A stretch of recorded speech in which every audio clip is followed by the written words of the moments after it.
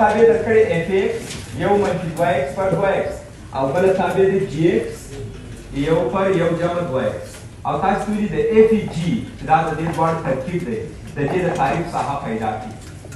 زه دې تعریف ساحه څنګه پیدا کوم؟ تاسو دقت وکړئ. زه به اول دا د ماشین په شکل بیا درته رسم کړم چې دا مفهوم یې واضح وي.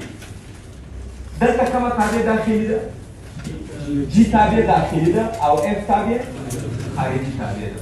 یعنې مطلب دا دی چې قیمت اول جی ته راځي، بیا په جی کې چې عملیه ورباندې سر ته ورسېدل هر څه چې حاصل سو حاصل اف ته را روان دی. نو که دا به یو ماشین په شکل باندې جوړ کړو، فرض وکړئ داسې یو حالت ولري. دې دپاره به زه داسې یو ماشین په نظر کې ونیسم.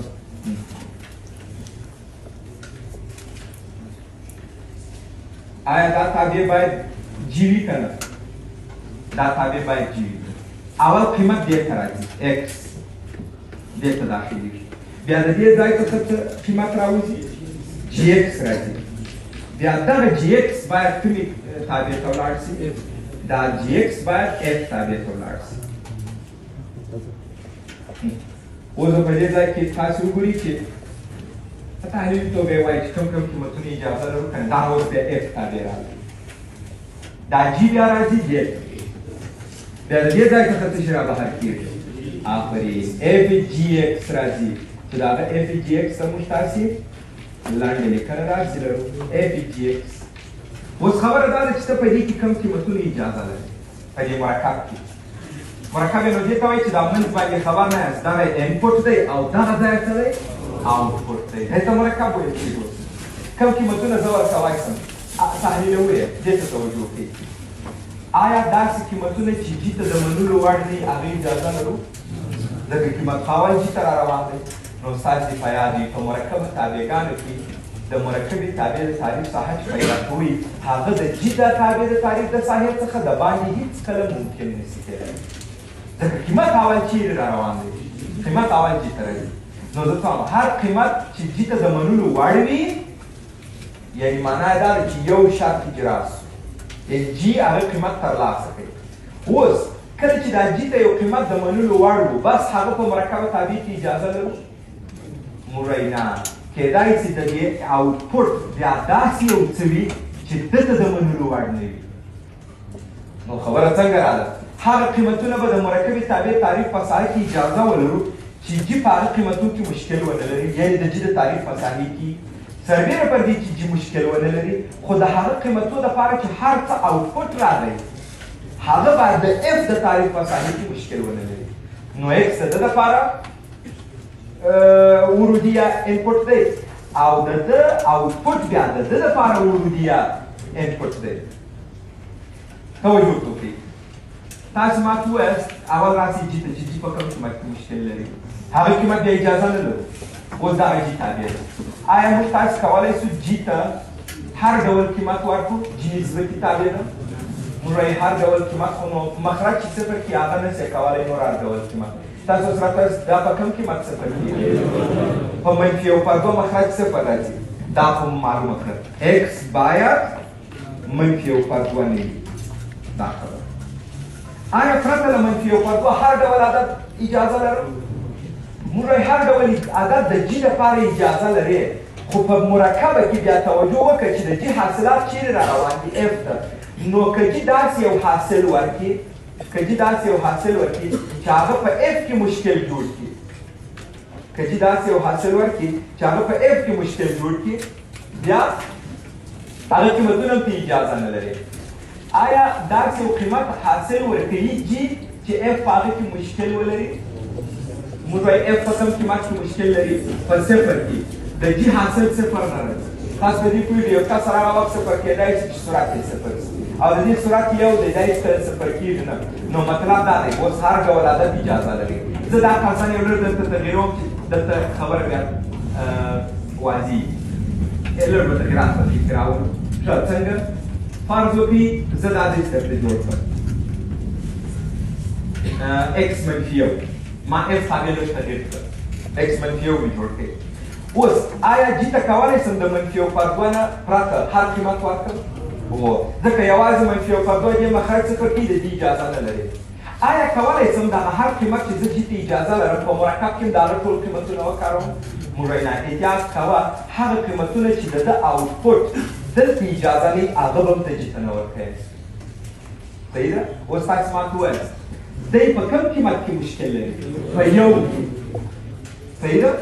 نو زه به هغه قیمت هم جې ته نه ورکوم چې دی ورباندې یو آوټپوټ ورکړي. ما د خبرې په مطلب پوه شولې؟ اول قیمت کوم یې ورته راځي؟ جی ته. نو دا خو مو سره واضح وویل چې د جی منفي یو پر دوه نه اخلي نو ته باید دا وزنه کړې. صحیح ده؟ ښه.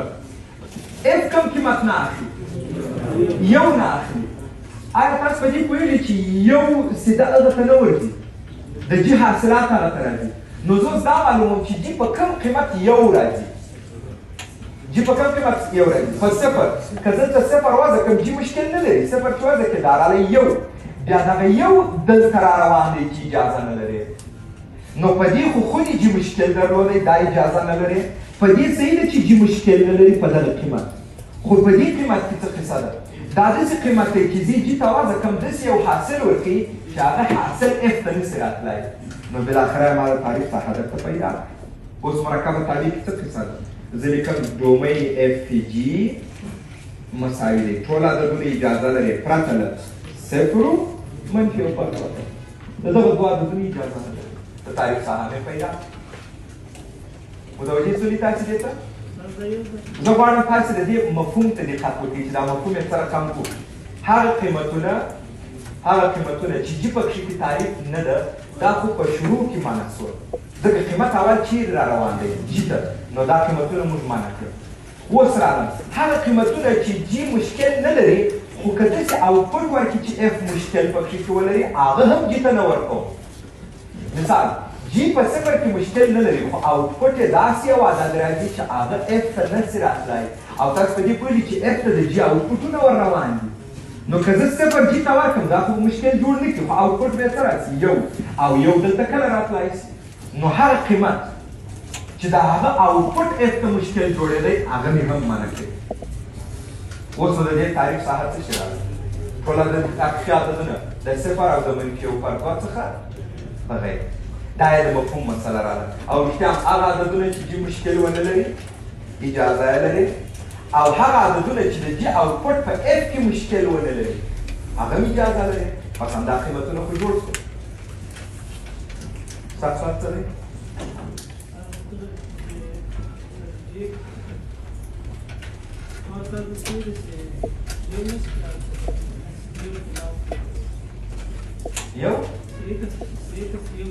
یو څه مشکل لري؟ جي مشکل پکښې کې لري په یو کې؟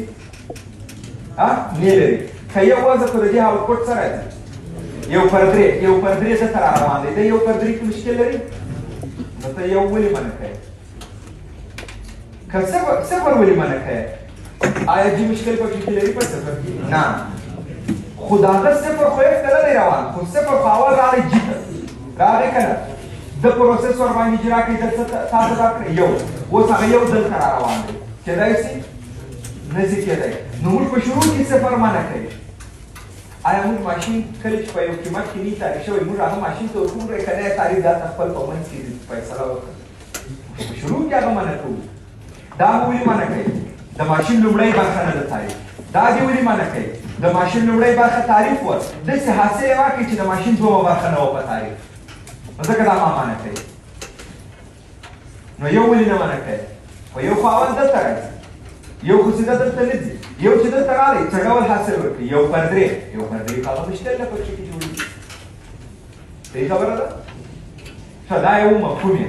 اما زه پوهېږم چې تاسې په مفهوم کې بیا د سوالو په حل کې د مشکل سره یوه اندازه مخ کېږي. اوس د همدغه مفهوم پر اساس باندې یو میتود هم جوړ شوی دی. تاسو کولی شئ میتود یې په یاد وکړئ او هر سوال باندې تطبیق کړئ پرته له دې چې ډېر تحلیل ورباندې وکړئ. ښه میتود یې سره کم دی. توجه وکړئ. میتود داسې دی اول به تاسې توجه وکړئ اول به تاسې د داخلي تابع ډومۍ پیدا کړئ. دلته کومه تابع داخلي ده؟ تاسو توجه وکړئ چې د دغه مفهوم له مخې یو میتود درته تشریح کوم چې جوړ شوی دی بس هماغه به وکاروئ. اولین کار چې کوئ د داخلي تابع ډومین رو پیدا کړئ. چې د داخلي تابع ډومین رو پیدا کړئ دا دواړه به یو په بل کې سره ترکیب کوي.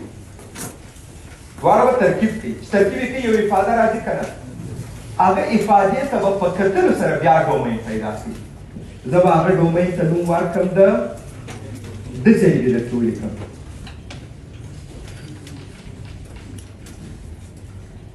ګورئ موږ خو د هغه په ډومین پسې ګرځو نه د هغه په ډومین پسې ګرځي اما دا طریقه نه ده چې حاصل ته په کتلو یې جوړ کړ. نو حاصل ته په کتلو چې زه ډومین پیدا کوم هغه د سوال جواب نه دی هغه ته ما اوس فعلا ډي اف ای جي ایکس ویلی. که درته مشکل جوړېږي ډي اف ای جي ایکس نوم ځینې څه کوي ډي یو ورته ووایاست کېږي. وایاست لومړی پړاو څه و د داخلي تابع ډومین پیدا کړ.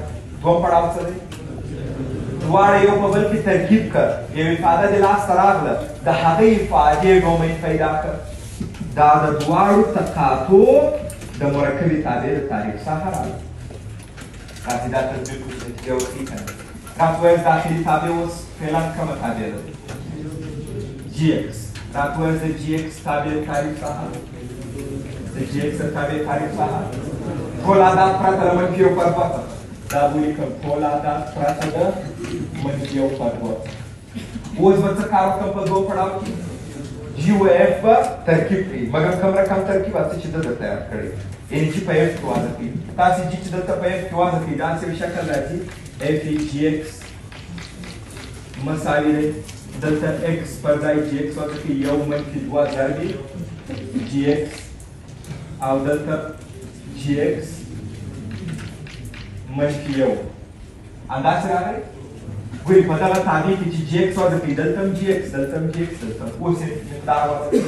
مقدار چې وضع کوي داسې شکل راغلی یو منفي دوه ضربې جي ایکس څو دی یوې پر یو جمع دوه ایکس د جي ایکس مقدار یوې پر یو جمع دوه ایکس منفي یو. دغه چې ساده کړو د دې ساده حالت مرکبه تابع ده خو د هغه ډومین د مرکبې تابع ډومین نه دی. نو دا چې ما ساده کوي هره افاده چې لاسته راغله د دغه ډومین فرض وکړي دغه شکل دغه ځای دی. نو اوس نو د دې ساده حالت راته ووایاست دا دوه په صورت کې ضرب اوس نو دا ځای دی واجب کړي یو ضربې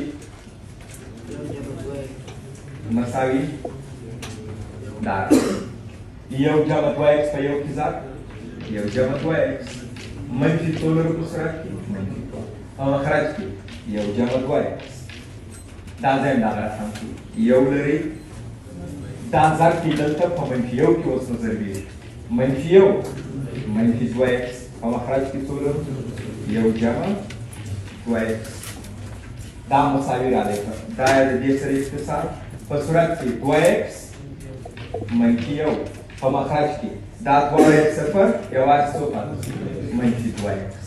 دا کومه افاده ده دا چې موږ دواړه یو له بل سره ترکیب کړل. اوس به د دغه ډومین راته ووایاست د دې ډومین ته ما څه ویلي وه د اف جي د دې ډومین ټول عددونه پرته له صفر نو زه ورته ټول عددونه پرته له صفر یعنې صفر اجازه په دې کې نه لري.